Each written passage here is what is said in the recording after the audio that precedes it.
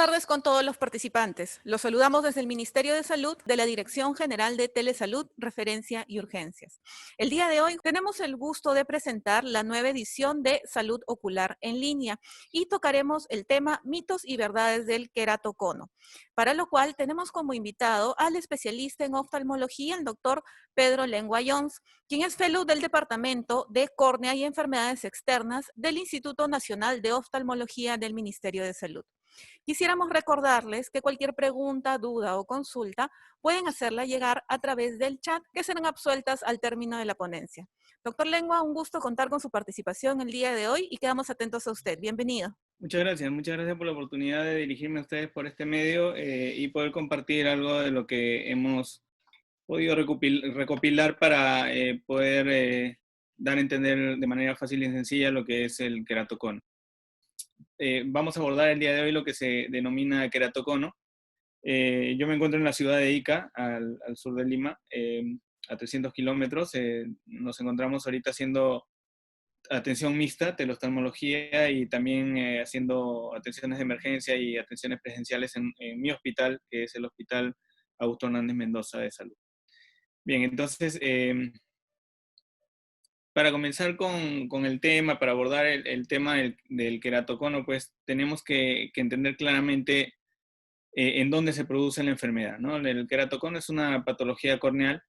La patología corneal en este caso consiste en una deformidad o una protusión, una ectasia de la córnea, eh, pero para poder saber exactamente localizarnos o ubicarnos de qué vamos a hablar, tenemos que entender que la córnea es el tejido transparente que está en la parte de adelante, tiene un brillo característico, es un tejido totalmente avascular, ¿no? O sea, cualquier proliferación vascular o cualquier presencia de vasos definitivamente hace que pongamos atención en la causa por la cual debería estar en ese momento teniendo vasos.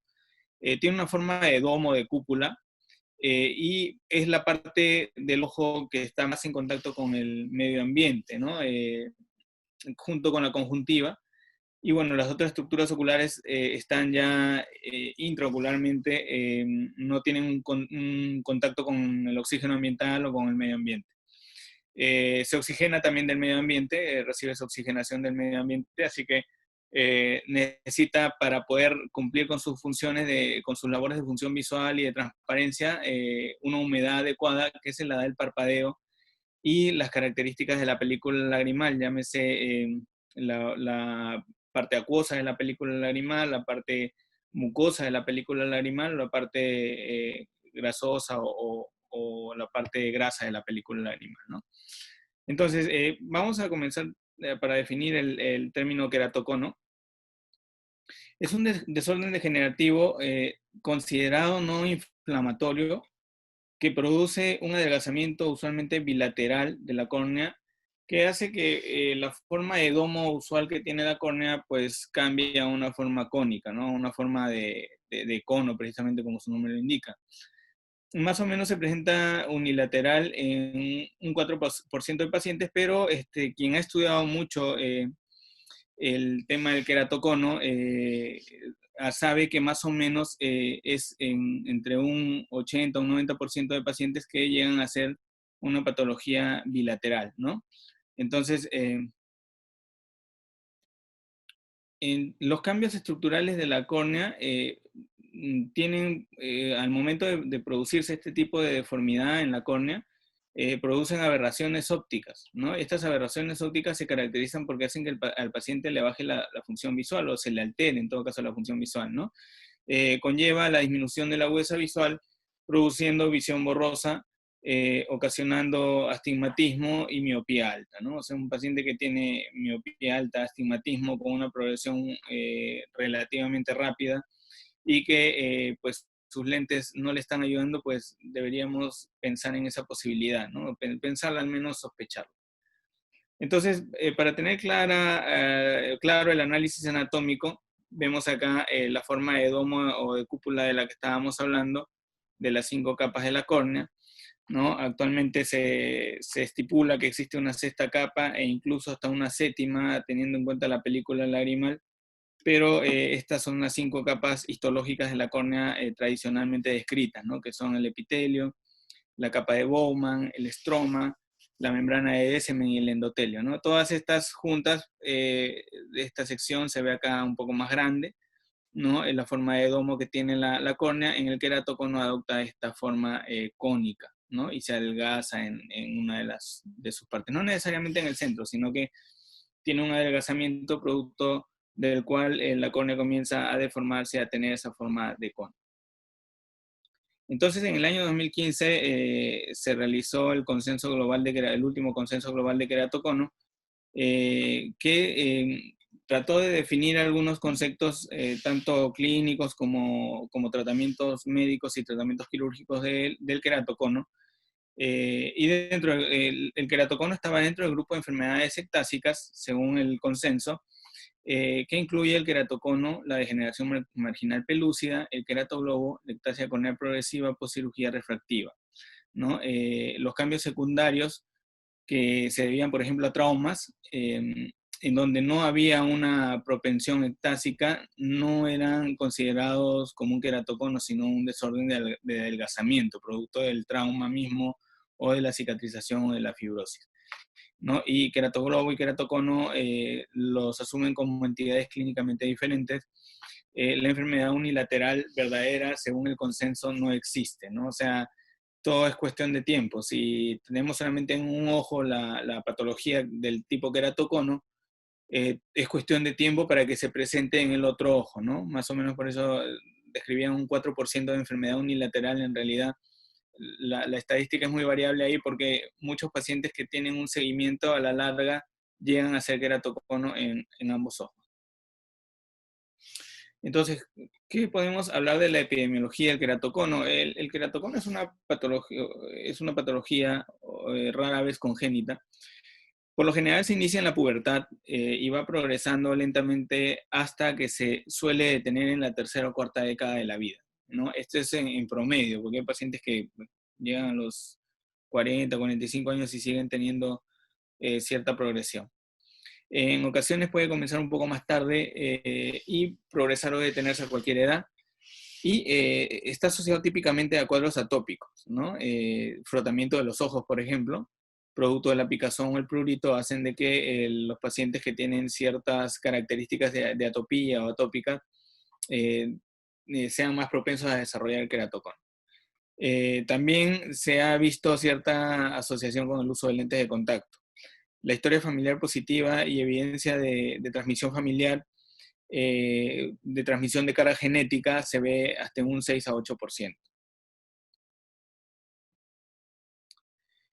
Más o menos la incidencia varía de 50 a 230 por 100.000 habitantes en la población en general, aunque existen muchos reportes al respecto. No, en este caso no hay un consenso epidemiológico, hay varios reportes y varios papers que muestran diferentes estadísticas.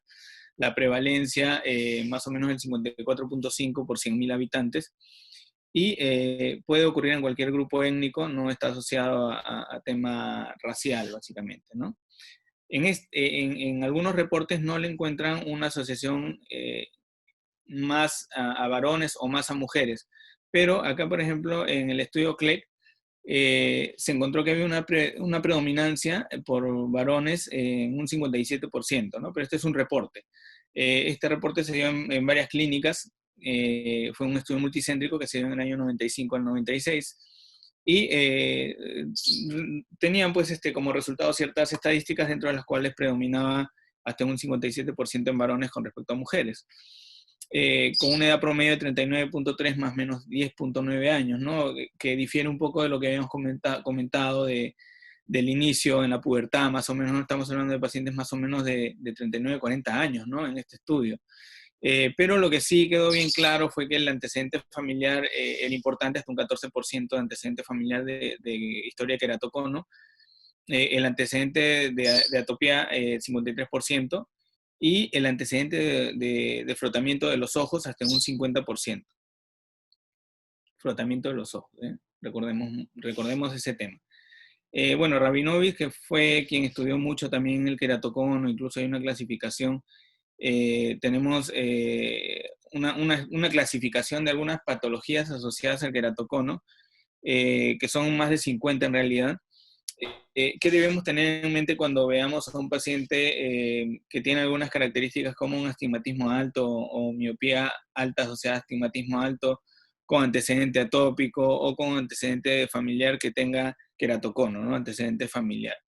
Entonces, una de las patologías que llaman la atención, por ejemplo, es el prolapso de la válvula mitral, ¿no? O sea, hay que tener en cuenta en pacientes que tengan ese dato, este antecedente, poder pensar o sospechar en esta patología, ¿no? Y bueno, tenemos la lista acá de más de 50 enfermedades que podemos, de la que podemos echar mano, ¿no? Síndrome de Marfan, el síndrome de Down también tienen cierta predisposición a tener la asociación con queratocono. Bueno, dentro de la fisiopatología tenemos que mencionar que la fisiopatología del queratocono es muy variada, ¿no? O sea, es multifactorial, es multifactorial. Y se estipula o se hipotetiza que para que se pueda comenzar a desarrollar un queratocono, el estímulo de estos multifactores, de estos muchos factores, debe ser igual en todos los sentidos. ¿En qué sentido? En que también el concepto lo habíamos descrito como que es una enfermedad no inflamatoria, una degeneración no inflamatoria de la córnea, pero también se ha hipotetizado que las interleuquinas de la lágrima, del estroma corneal, incluso del humor acuoso, podrían ocasionar de que si se encuentran en su justa medida en un momento determinado con el factor genético y con el factor medioambiental, como el frotamiento de los ojos, por ejemplo, pueden hacer de que el queratocono comience a desarrollar. Aquí en la pantalla tenemos un estudio en donde se han aislado ciertos genes que son analizados en pacientes que tienen queratocono, ¿no? En diversas series de estudios, por ejemplo, acá de Lee, Tabu, Wang, Kogolakis, ¿no? Y en distintos grupos étnicos, acá el CAS se encontró en varios grupos étnicos, el COLA A3 en eslovenios, el COLA A4 en eslovenios, en chinos, en griegos, en iraníes, el FAS en polacos, en donde cada uno de estos genes demuestra la posibilidad genética del queratocono, ¿no? De la transmisión de en grupos étnicos del queratocono. Más adelante vemos que existen distintos estudios, distintos papers que dan fuerza a la posibilidad de la transmisión genética del queratocono. Y este es uno de los factores más importantes por los cuales la fisiopatología puede entrar en función con el tema de la inflamación o con el tema del frotamiento o el tema de la atopía, por ejemplo, ¿no? Basados en estudios genéticos se ha quedado claro que la etiología del queratocono es multifactorial. Y las técnicas moleculares tradicionales pueden ser no suficientes para identificar todos los elementos involucrados en la génesis del queratocono. Acá también hay un estudio, un paper en donde hablamos de la expresión de las citoquinas en el queratocono. Vemos acá, esto es lo que le mencionaba, ¿no? Acá hay diferentes citoquinas, interleuquinas, factor de necrosis tumoral alfa, factor de crecimiento tumoral beta, interleuquina 1, los VEGF y también factor de crecimiento tumoral, ¿no? Entonces, los que más se han aislado son en la lágrima, son estas interleuquinas de la lágrima, que están más a la mano y se pueden analizar mejor. Los del estroma se han podido aislar mediante biopsias y los del humor acuoso mediante paracentesis, ¿no? El humor acuoso, pero son más difíciles, en realidad es más complicado hacer una biopsia o una paracentesis de humor acuoso, por eso hay menos interleuquinas determinadas. Entonces, ¿qué es lo que se hipotetiza? Que esta susceptibilidad genética y medioambiental se junta para poder hacer de que se estimulen las interleuquinas 1 alfa y la interleuquina 17 junto con el factor de necrosis tumoral con unos receptores en las células estromales de la córnea, ¿no? Los queratocitos de la córnea. Entonces, estas, debido a un estrés oxidativo adicional, pueden seguir distintos caminos. Uno de los caminos que pueden seguir es la apoptosis de los queratocitos, o sea, la muerte de los queratocitos, muerte celular programada, la migración de los queratocitos a distintos lugares de donde estaban localizados inicialmente, con eh, producción de metaloproteinasas, que son enzimas que pueden ir destruyendo poco a poco el estroma o la matriz queratocítica. También se pueden convertir en miofibroblastos, y bueno, también se puede estimular a la producción de más interleuquina 6 y factor de necrosis tumoral con un consiguiente estímulo persistente. Esto se convierte en un círculo vicioso, dando estas respuestas de manera reiterativa, ¿no? Es un modelo hipotético de cómo se puede comenzar a remodelar la matriz del colágeno a nivel del estroma corneal, lo que termina en la deformidad de la córnea y con el consiguiente queratocono. Bueno, y acá tenemos en la imagen es una fotografía histológica de las capas de la córnea, de una córnea normal. Esta es tomada del libro de Atlas de Anatomía y Histología Ocular del doctor Francisco Loaiza Villar del Instituto Nacional de Oftalmología, en donde siempre nos hace hincapié pues, de las capas de la córnea, que habíamos visto ya anteriormente en una de las primeras diapositivas. Bueno, acá se ve ya a nivel histológico la capa epitelial, que es la A, la capa de Bowman, que es la B, el estroma, que es la letra C, la membrana de Elsman y el endotelio, ¿no? Bueno, algunos autores mencionan una pequeña capa acá a la cual le llaman la capa de Dúa, ¿no? O predesemética, antes de la D, pero que es en realidad un tanto difícil de identificar en esta gráfica. Entonces, ¿por qué puse esa foto anteriormente? Porque de acuerdo a este es un esquema de esta fotografía que tenemos acá, ¿no? Este es el esquema, el epitelio, acá está Bowman, acá está el estroma, este es la Descemen y este es el endotelio. Entonces también existen distintos tipos de colágenos en cada una de las capas de la córnea, con localizaciones cromosomales de lecciones genéticas que están asociadas a la producción de queratocono, ¿no? Esto con respecto al tema genético del cual estábamos hablando, ¿no? Y los distintos tipos de colágeno, por ejemplo, el 4, acá el 8, el 1, el 3, el 5, tiene cada una expresión genética y una localización cromosómica que definitivamente contribuyen a cuando se encuentran todos los factores de los cuales estamos conversando, la córnea comienza a cambiar de forma y comienza a producirse el queratocono. Entonces, ya habíamos mencionado que es un tema multifactorial, está asociado a factores genéticos, degenerativos exógenos, como frotamiento de los ojos, disminución de la expresión de inhibidores de proteasas, incremento de los niveles de las proteasas a nivel corneal, la superficie ocular y la película lagrimal. La inflamación, si bien es cierto, estos son temas hipotéticos, el tema inflamatorio, al parecer la teoría inflamatoria al parecer está cobrando fuerza con respecto a la posibilidad de ser una de las causas del queratocono. En realidad, por sí no es suficiente, ¿no? O sea, el solo hecho de tener una inflamación crónica a nivel ocular no va a hacer que se desencadene el queratocono si es que no tenemos los otros factores, dentro de estos el factor genético, ¿no? El rol de la película lagrimal como causa de queratocono es muy discutido.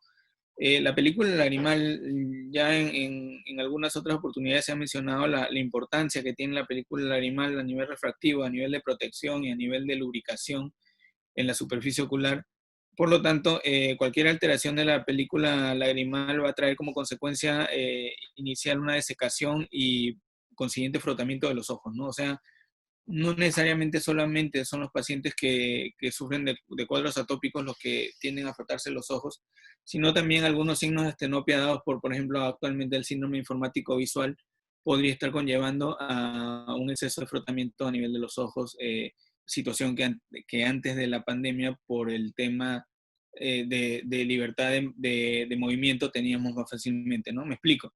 O sea, antes de la pandemia, por ejemplo, nuestros niños estaban enfrente de la computadora unas 4 o 6 horas, ¿no? Y después usando el celular. De repente, antes de la pandemia o antes del inicio del estado de emergencia, nosotros teníamos ciertas restricciones con nuestros niños en este sentido.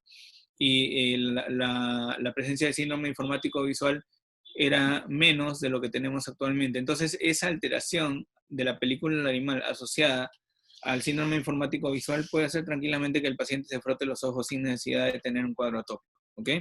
Entonces, ¿qué otra cosa dice el consenso global con respecto al queratocono? Que la fisiopatología puede incluir un desorden genético, un desorden bioquímico, un desorden biomecánico y un desorden ambiental. Dentro del tema inflamatorio está el bioquímico y el biomecánico, ¿no? O sea, es básicamente, no describe básicamente el tema de inflamatorio como tal, pero sí deja la posibilidad abierta de que el desorden bioquímico mediado por interleuquinas y factores de necrosis tumoral y de crecimiento tumoral sean causa de inflamación, ¿no? Igual el VEGF también se ha logrado aislar a nivel del estroma. Bien, entonces, ¿qué debemos, o en qué debemos pensar para poder llegar al diagnóstico? Cuando queremos ver a llegar a hacer un diagnóstico, lo primero que tenemos que hacer siempre es leptoscopía en el paciente, ¿no? Una de las características básicas para poder llegar a hacer el diagnóstico es observar al paciente, mirar o conversar, al conversar con él o al saludarlo como cuando lo hacíamos frecuentemente dándonos la mano, pues ver algunas características del paciente es importante, ¿no? Por ejemplo, estas características de acá, de los dedos en aranodactilia, ¿no? Que son características del síndrome de Marfan, nos pueden llevar también a tener la asociación de esta patología con el queratocono, ¿no? Eso hay que tenerlo en cuenta. Vemos a los niños, por lo general, niñitos que están frotándose los ojos, ¿no? O sea, están conversando con nosotros, la mamá nos está contando qué es lo que tiene y vemos que el niñito se está frotando los ojos. Esta es una situación que se ha incrementado mucho, repito, con la situación esta que se está viviendo actualmente con el síndrome informático visual en el curso de la pandemia. Otra situación, bueno, esta es una hiperelastosis, ¿no? O sea, podría estar acompañando al síndrome de Marfan, pero por lo general el paciente nos describe que puede hacer esos movimientos con sus dedos o con sus manos, ¿no? Con sus codos. También los niñitos, acá como esta niñita adorable que vemos acá, que está bien contenta, ¿no? También tenemos que ver las características, porque hay muchos pacientes que tienen miopía asociadas a síndrome de Down podrían estar desarrollando un queratocono y esto es importante también para hacer el seguimiento en cuanto a la posibilidad quirúrgica cuando ésta sea necesaria, ¿no? O sea, ver qué tan colaborador es este paciente. Por lo general son muy alegres, muy querendones, ¿no? Son bien, bien risueños, ¿no? Pero algunos de ellos sí que no cumplen con ciertas características de cuidado, sobre todo, por ejemplo, si se desea hacer un trasplante de córnea en este caso, habría que conversarlo bien para poder saber cuál puede ser un posible desenlace si es que no se tienen los cuidados del caso, ¿no? Entonces, hay que fijarnos bien en estas características. Frotamiento de los ojos, parpadeo frecuente. Esta es, por ejemplo, una fotografía en donde vemos una topografía, ¿no? Una topografía con disco de plácido, con una diferencia del mismo ojo, del ojo derecho, ojo derecho, con una diferencia de 11 meses, ¿no? Así comenzó y 11 meses después tenemos esta deformidad que indica cómo el tema del frotamiento puede conllevar a una alteración de deformidad corneal finalmente, ¿no? Vemos cómo los círculos del disco de plácido acá están totalmente concéntricos y se ven espacios equidistantes, en cambio acá sí hay una zona donde los espacios están muy pequeños y no son anillos concéntricos, son más bien anillos deformes, ¿no? Entonces, definitivamente sí hay una influencia del frotamiento, del frotarse los ojos en este tipo de pacientes. Otra cosa que tenemos que tener en cuenta para llegar a hacer el diagnóstico, sobre todo en los centros de primer nivel de atención, es la evaluación clínica, ¿no? El examen clínico. Y en los centros de primer nivel de atención contamos con los oftalmoscopios o con los pantoscopios que nos pueden ayudar mucho, ¿no? En algunos de los signos de los que vamos a mencionar. Muchos de los pacientes que tienen queratocono van a la consulta no porque tengan queratocono, sino porque, como hemos mencionado anteriormente, esta es una patología que puede ocasionar visión borrosa, puede hacer de que el paciente sienta que le está bajando la visión o sienta que sus lentes ya no le ayudan. pues llega con esa necesidad de hacer un cambio de medida, ¿no? Entonces, lógicamente que si nos dedicamos solamente a hacer la medida, no lo vamos a diagnosticar. Tenemos que hacer una evaluación integral. Y uno de los mitos que debemos desterrar es que toda disminución de visión, pues, es porque tenemos que cambiar de lentes, ¿no? Y ese mito está tan arraigado que, pues, muchos de nosotros vamos a la óptica y nos medimos la vista y eso es todo, ¿no? ¿Qué tal si uno de estos pacientes que se están yendo a medir la vista tiene queratocono y solamente le miden la vista? Estamos perdiendo la oportunidad de hacer un diagnóstico de un paciente que posiblemente tenga un tratamiento temprano efectivo, ¿no? Y no estamos retrasando el tratamiento y la oportunidad de darle un tratamiento adecuado. Entonces, no solamente la medida de la vista, sino la medida de la vista como parte de la evaluación oftalmológica integral que debe tener todo paciente, ¿no? O sea, todos debemos tener esa oportunidad, esa chance de poder tener ese diagnóstico. Acá vemos un examen con lámpara de hendidura que es importante en realidad en los niveles donde hay atención por médico oftalmológico, pero en las zonas donde se trabaja con oftalmoscopios o con pantoscopios podemos también hacer el diagnóstico mediante algunos exámenes. Por ejemplo, este examen que es el signo de la gota de aceite se ve muy bien con un oftalmoscopio. Es más, con un retinoscopio también se podría ver bien y algunas veces solamente con una linterna, ¿no? Este es el signo de la gota de aceite. ¿En qué consiste? Que el queratocono deforma de tal manera la córnea que cuando uno ve de frente la córnea, parece que le hubieran puesto acá una gotita de aceite sobre la córnea en el paciente, ¿no? Y este en realidad no es una gota de aceite, sino que es la parte de la córnea que ya ha comenzado a tener una ectasia o una deformidad. Entonces, si hacemos ese examen con un oftalmoscopio, pues ya estamos ayudándole bastante al paciente en realidad, ¿no? Este es un pequeño video en donde podemos ver nosotros cómo es un reflejo de las tijeras, ¿no? El reflejo de las tijeras se ve acá que la luz viaja hacia arriba y hacia abajo separándose, pero con una unión hacia la zona nasal, ¿no? Que da la impresión de que fuera una tijera que se abre y se cierra, ¿no? Acá está la unión y acá está la separación, ¿no? Ese reflejo de tijeras es importante porque también nos ayuda a poder llegar a un diagnóstico o todo va sumando para poder pensar en la posibilidad de que el paciente está haciendo un queratocono. Bien, a ver, vamos a ver acá. Bien, entonces, en los signos externos del queratocono tenemos los signos de Munson, que son todos clínicos. En realidad, esto no se necesita la lámpara de hendidura para poder llegar a este diagnóstico. Por ejemplo, acá en la fotografía, esta es una fotografía, una fotografía del mismo paciente, el ojo derecho y el ojo izquierdo, del servicio de córnea del Instituto Nacional de Oftalmología, ¿no? En donde el paciente tiene diagnóstico de queratocono y se le pudo fotografiar el signo de Risuti, ¿no? El signo de Risuti es colocando la luz hacia la zona temporal, vemos cómo se concentra por la ectasia que tiene la córnea, se concentra en la zona nasal, dando este aspecto de iluminación de las membranas de la córnea, ¿no? Igual acá, ¿no? En este lado. Entonces, ese es el signo de Risuti, ¿no? El fenómeno de Risuti. Luego, más acá tenemos el signo de Munson, ¿no?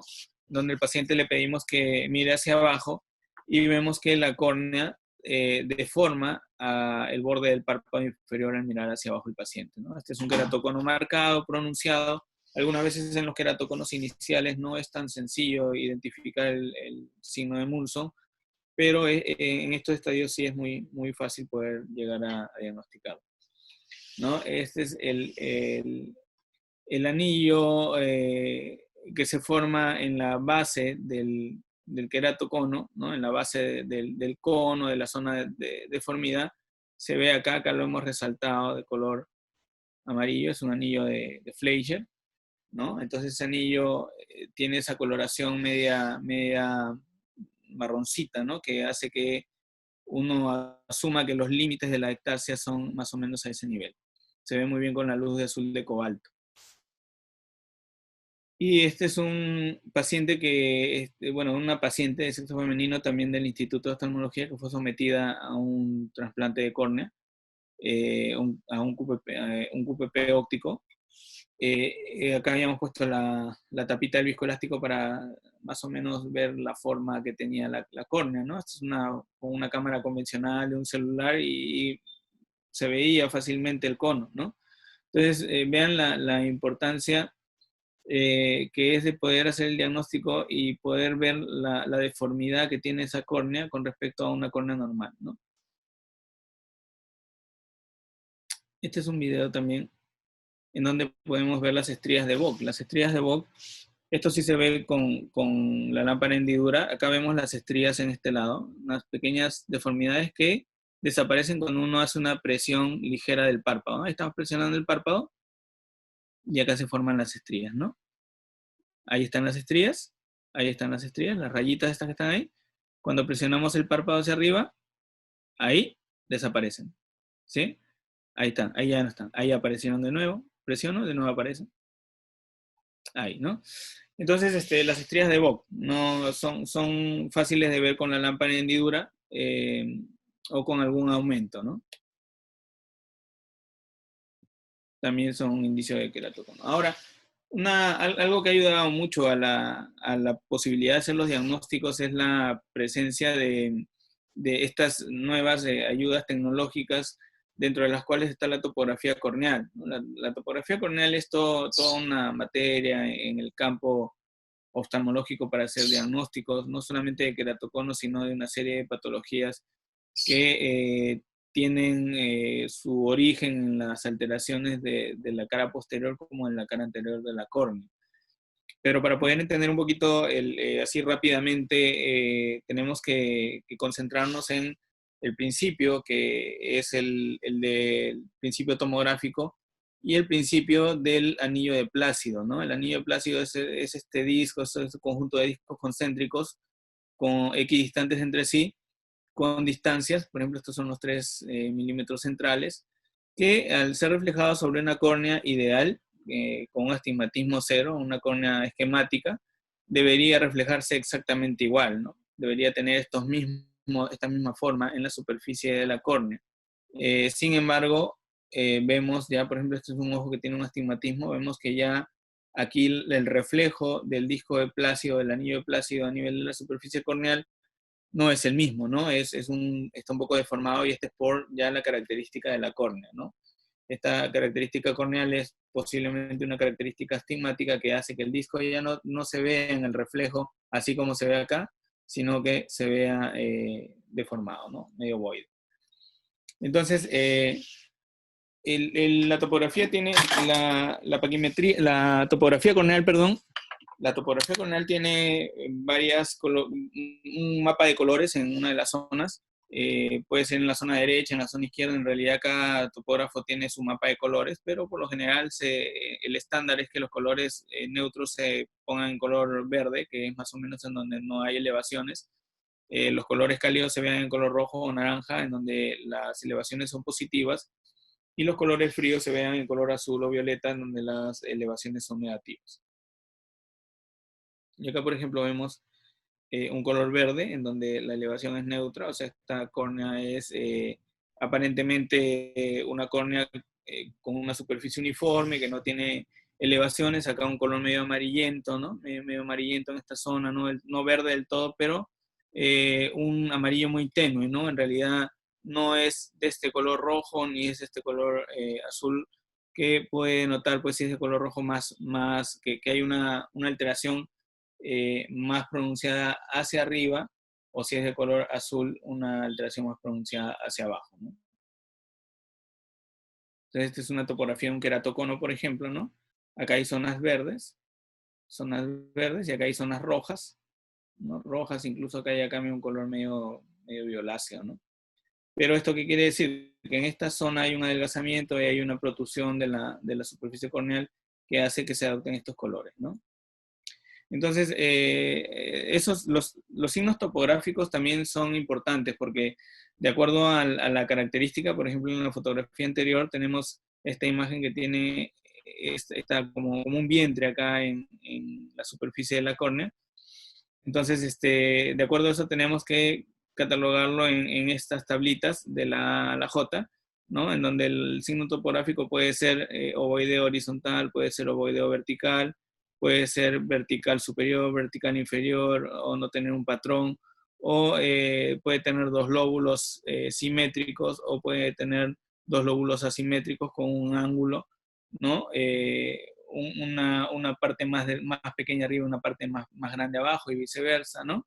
Entonces, cada una de estos patrones puede verse reflejado en los resultados de la topografía. Para esto Rabinovich y McDonnell hicieron unos índices para poder llegar al diagnóstico de queratocono, que consistían básicamente en la asimetría que podía haber entre la parte superior e inferior, dividiendo la esfera en una mitad horizontal, ¿no? En la parte inferior, con respecto a la superior, no debía exceder 1.2 dioptrías.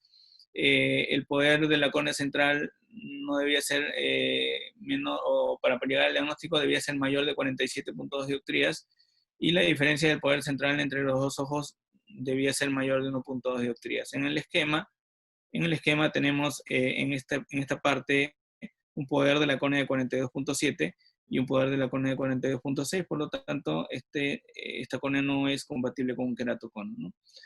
Y en esta imagen la diferencia entre un ojo y otro es de 0.3 en la parte central, por lo tanto tampoco llega a hacerse el diagnóstico de queratocono, ¿no? Acá con respecto a esta es otra imagen, pero esta es una imagen ya como la que habíamos visto en los patrones, una imagen bilobulada, ¿no? Con cierta asimetría, más pequeña en la parte superior, más grande en la parte inferior. Si tomamos en cuenta los valores de los poderes de la córnea superior e inferior, sí vemos que es más de 4 dioptrías, ¿no? En diferencia. Por lo tanto, la simetría inferior-superior viene siendo mayor de 1.2 dioptrías. Y eso es un punto a favor de que el paciente pueda tener queratocono. Lógicamente que esto también debe representarse en la clínica, ¿no? En el examen clínico. Y si vemos acá los poderes centrales en el ojo derecho, en el ojo derecho sí, el poder central es de 55.9 dioptrías, y en el ojo izquierdo el poder central es de 61.6 dioptrías, ¿no? Lo que es definitivamente más de 1.2 dioptrías.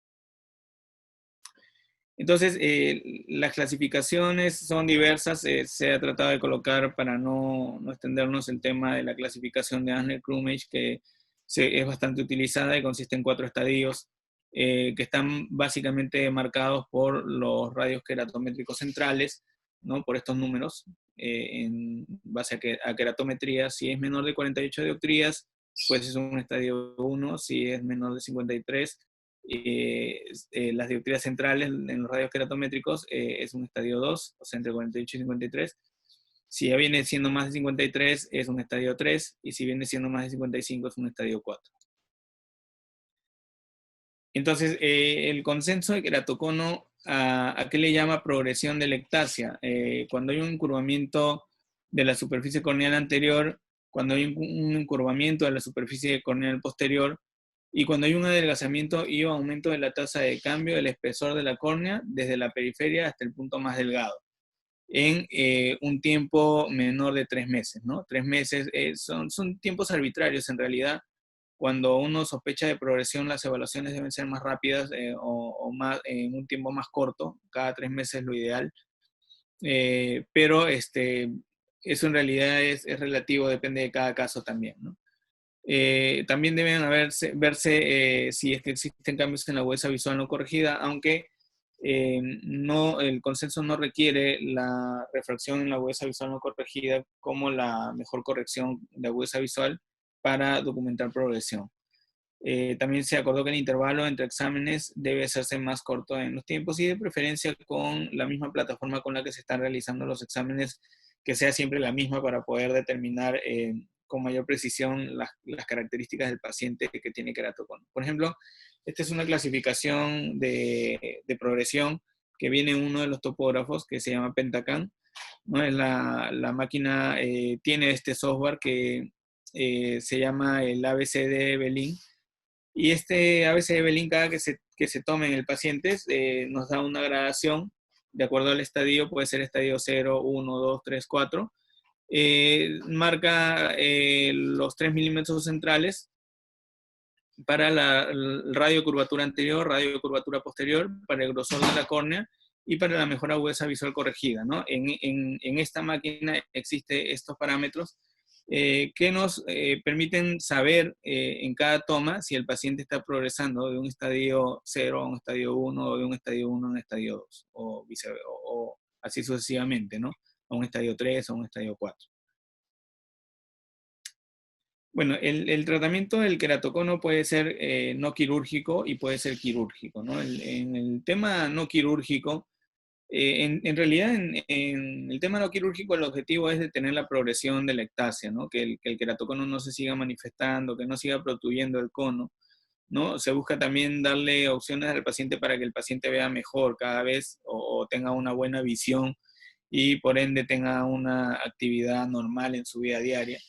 Lamentablemente los medicamentos antiqueratocono o para detener el queratocono o las vitaminas o tantas cosas que uno escucha a veces en realidad no existen, ¿no? O sea, no hay vitaminas que yo le pueda dar al paciente para que pues, el queratocono no le progrese, ¿no? O para que no le aparezca el queratocono. Ni infusiones, ni nada por el estilo, ¿no? No existen estas medicaciones, lamentablemente. Lo que sí existen son medicaciones que pueden ayudar a controlar ciertos factores ambientales, como el frotamiento de los ojos, por ejemplo. Algunos antialérgicos pueden ser efectivos en este caso.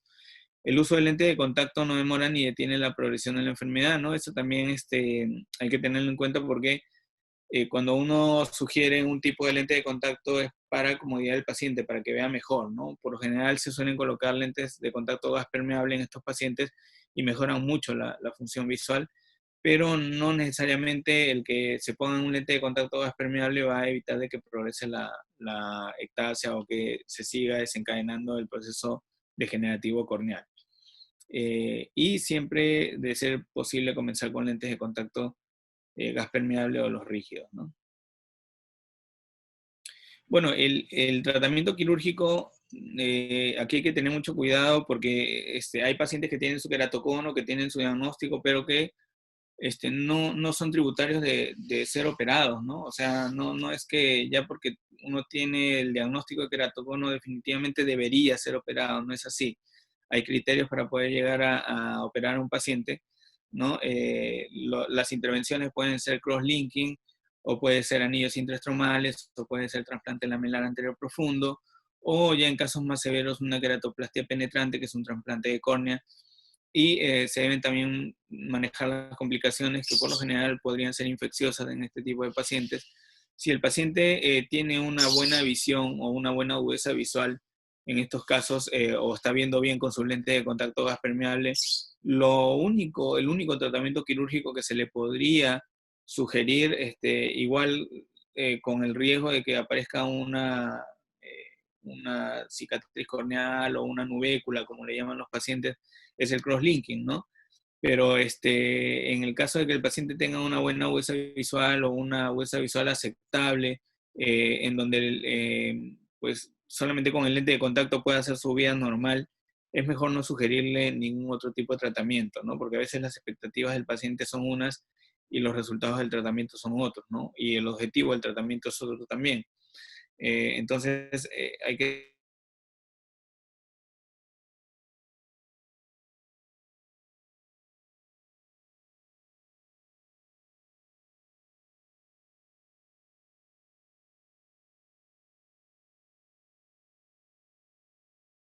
si se endurezca un poco más, ¿no? Que el cono finalmente deje de protuir. Entonces, esto se logra algunas veces retirando el epitelio, otras veces no es necesario retirar el epitelio, pero lo que se busca finalmente es que se absorba o que penetre la riboflavina y sobre esa riboflavina se estimule con radiación ultravioleta de tipo A, ¿no? Acá tenemos, por ejemplo, un tratamiento con anillos segmentos intraestromales, ¿no? Acá tenemos un trasplante de córnea, un paciente que ha tenido un queratocono. Estas son fotografías del instituto. Y este es un anillo intraestromal casi de 360 grados, ¿no? Es un anillo largo, grande. Este anillo se tuvo que sacar porque había generado una infección, ¿no? Entonces, parte de los problemas con los que nos encontramos al momento de colocar los tratamientos quirúrgicos, como cualquier otra operación, es el tema infeccioso, ¿no? Que debemos de cuidar porque son pacientes que lo que buscan es recuperar de alguna manera la función visual o ver un poco mejor. Entonces, muchas veces es pues, desesperante o preocupante ver que el paciente se infecte de alguna manera y que termine pues por tener cicatrices o lesiones a nivel corneal en una córnea que de repente pudo haber ido mejor, ¿no?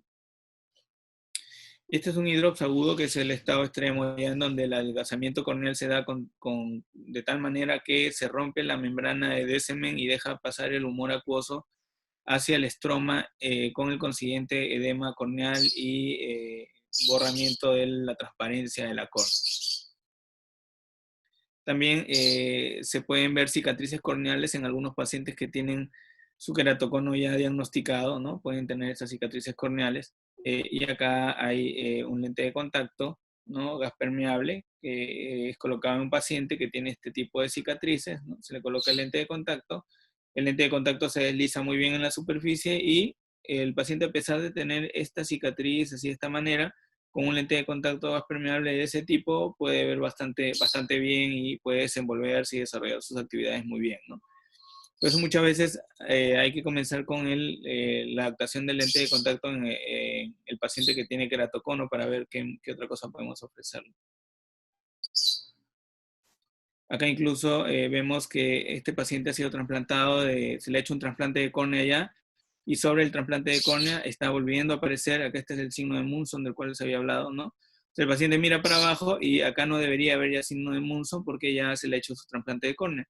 Sin embargo, tiene su signo de Munson, ¿no? Y este es el ojo que no ha sido trasplantado y tiene también su signo de Munson, ¿no?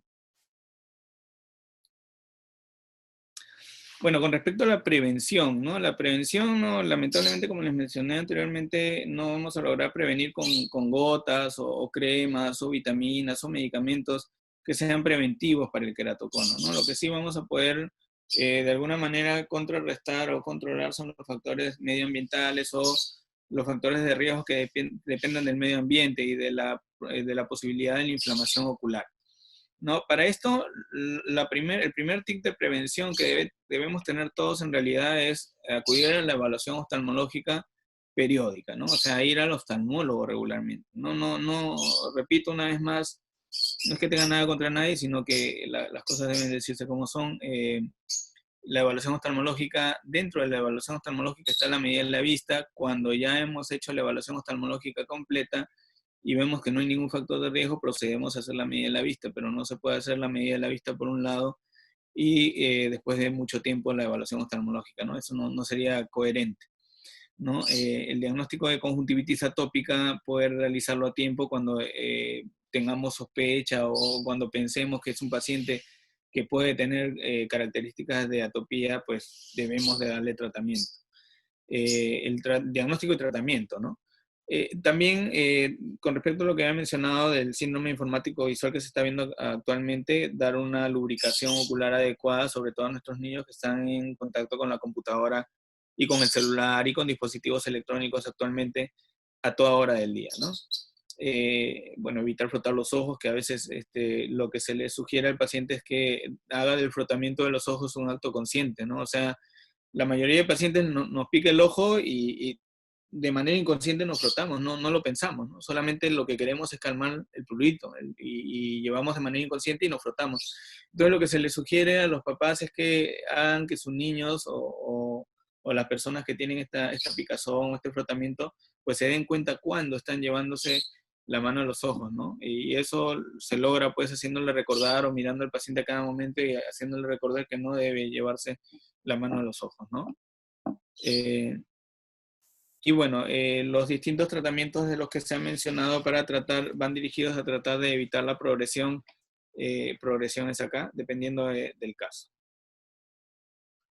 Y bueno, eso es lo más resumido que les he podido traer de queratocono. Espero que haya sido de su agrado y que haya podido llegar a ustedes y que yo quedo a la disposición de sus preguntas o comentarios, ¿sí? Muchas gracias, muy amables por la atención. Muchísimas gracias a usted, doctor Lengua, por toda la información brindada. Nos preguntan si podría explicar la diferencia de un lente de contacto de gas permeable versus los lentes de contacto rígidos y cómo se pueden manejar estos lentes de contacto en niños. Ujú.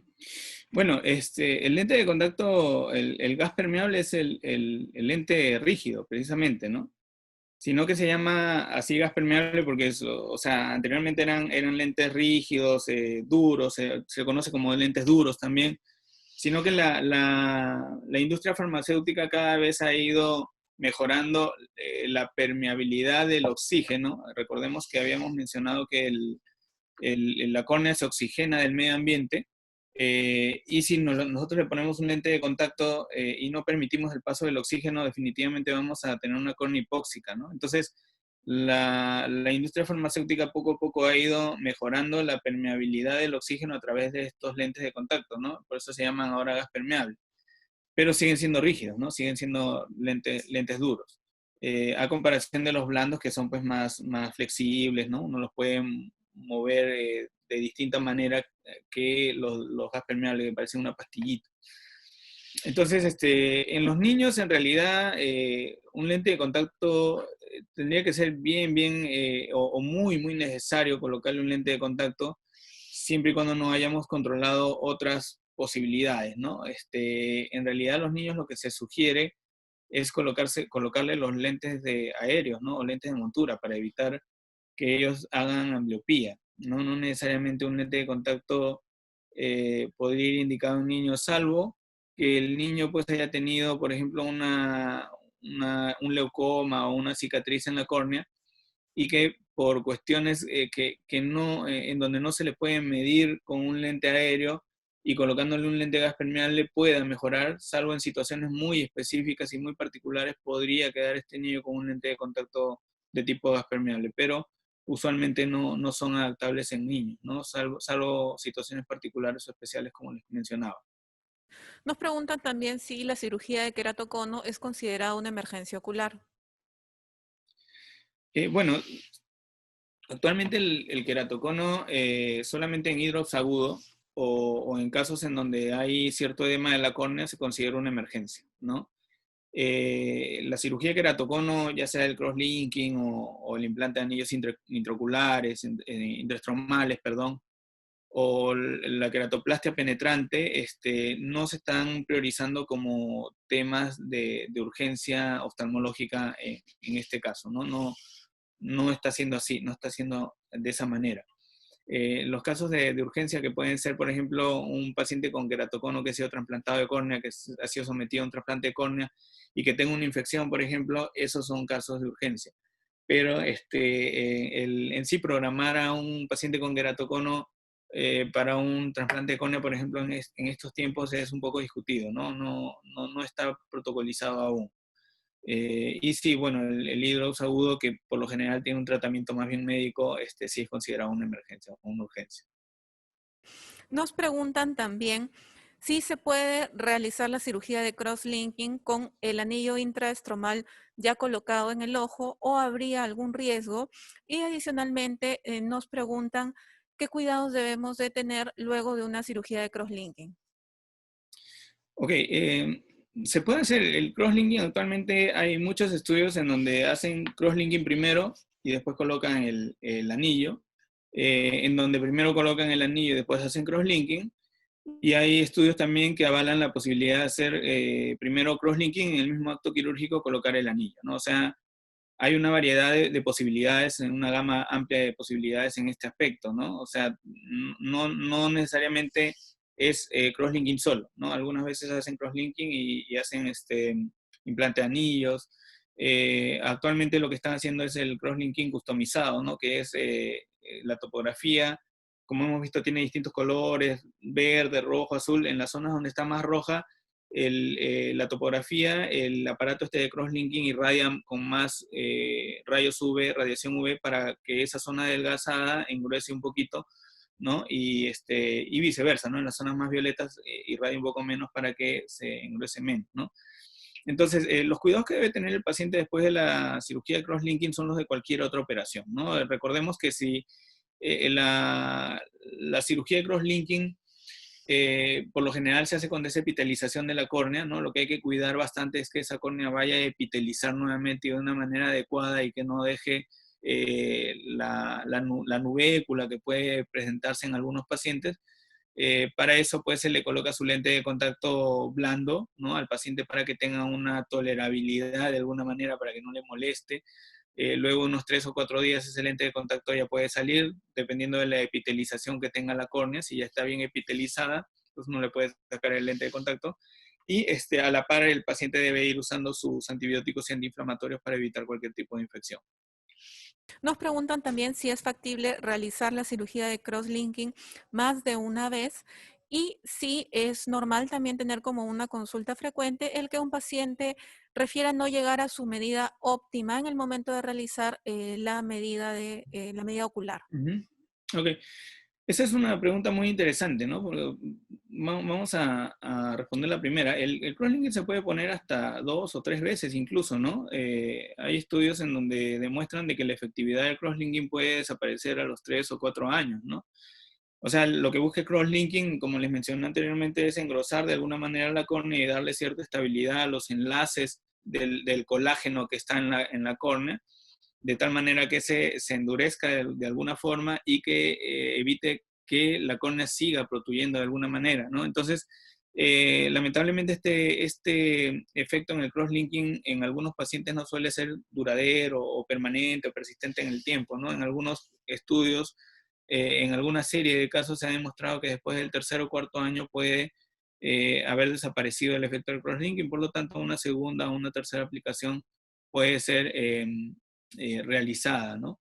Y bueno, con respecto a la otra pregunta, si es normal, si el paciente en algunos casos le miden la vista, pues si no llega a ver como debe ser, o se supone pues que uno se va a medir la vista para ver todo como debe ser, llegar a leer hasta las letras más chiquititas que nosotros le llamamos pues el 20/20, ¿no? Si el paciente no se pone el lente, le hacen la prueba y no llega a ver el 20/20, pues yo lo primero que sugeriría es que primero se haga una evaluación oftalmológica, como mencionaba anteriormente, porque en esa evaluación oftalmológica podríamos ya haber tenido conclusiones de por qué no está o por qué no podría mejorar este paciente.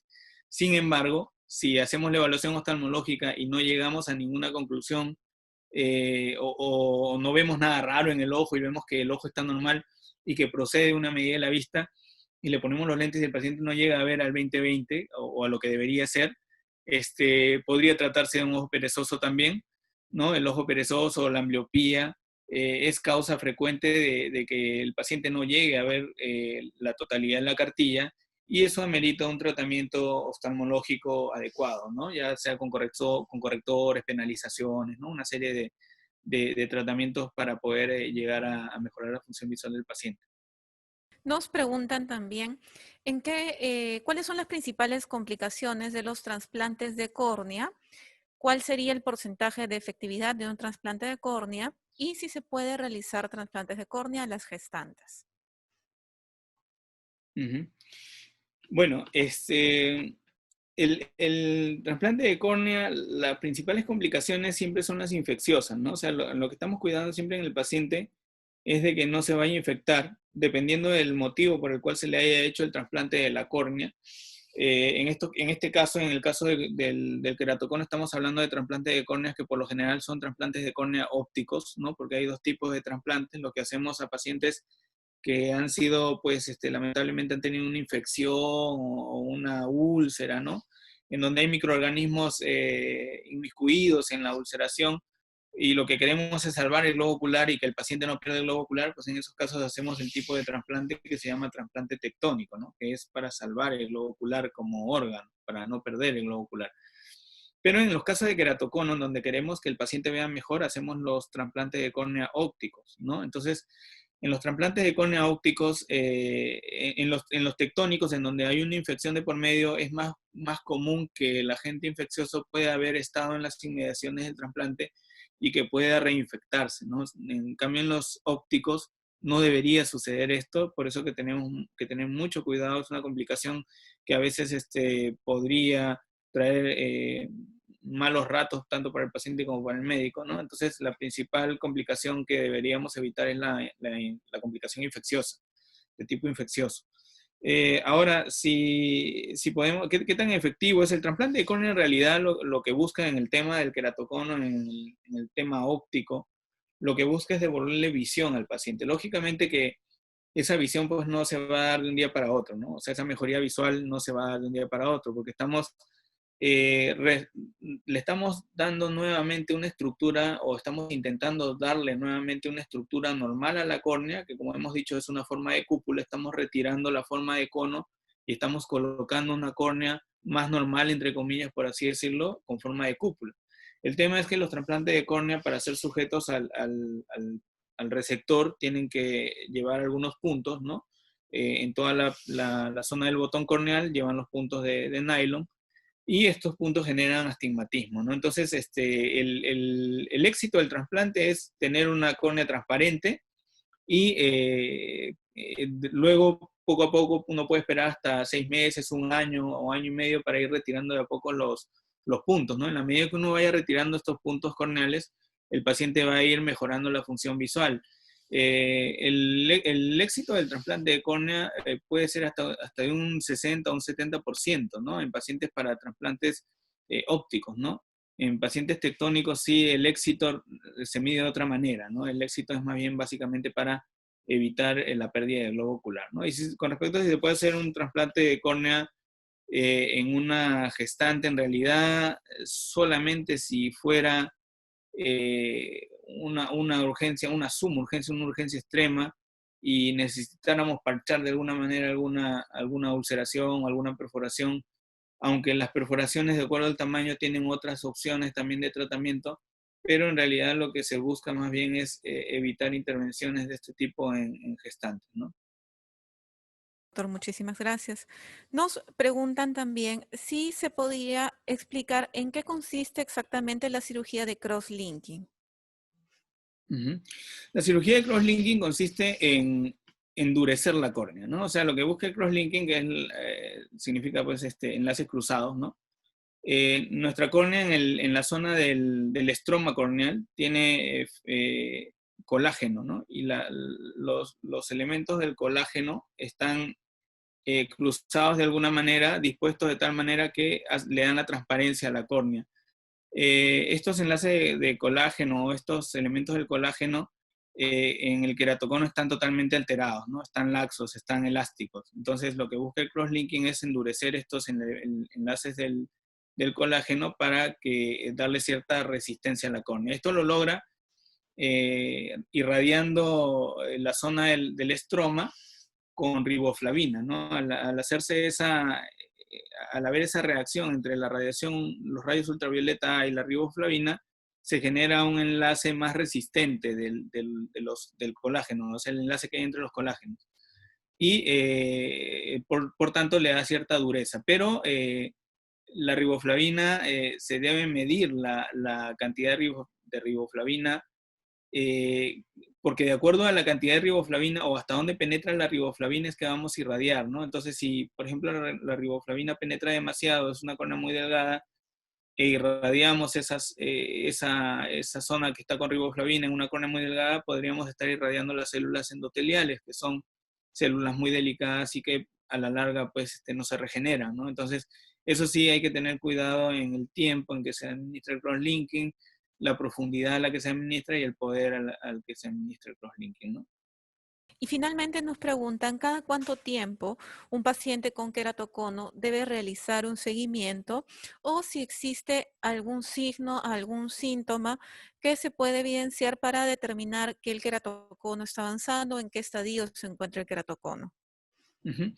Bien, mire, el estadio, la clasificación, el estadiaje clínico del queratocono lo va a dar definitivamente el médico oftalmólogo, ¿no? El médico oftalmólogo es el que le va a decir al paciente, mira, tu queratocono está en un estadio 1, un estadio 2, 3, bueno, dependiendo de la clínica, ¿no?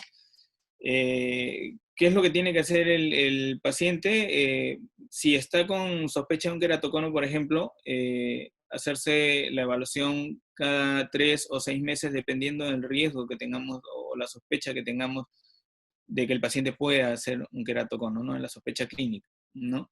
Por lo general, cada 6 meses Cuando tenemos incluso queratoconos en estadio 1 y queremos ver si está progresando en estadio 2, podemos citarlo cada 6 meses o cada 3 meses, incluso haciéndole una topografía de por medio para ver patrones de cambio en la topografía. Como habíamos dicho, algunos topógrafos traen también clasificaciones que nos hablan acerca de la progresión del estadiaje, que también son importantes, ¿no? Entonces, eso va, el tiempo en que debe citar a uno o a otro paciente va a depender de cada paciente realmente, ¿no? Si yo tengo un paciente que tiene muchos factores de riesgo, está frotándose constantemente el ojo, tiene antecedentes de alergia y veo que está en un estadio 1, pues yo lo voy a citar cada 3 meses, ¿no?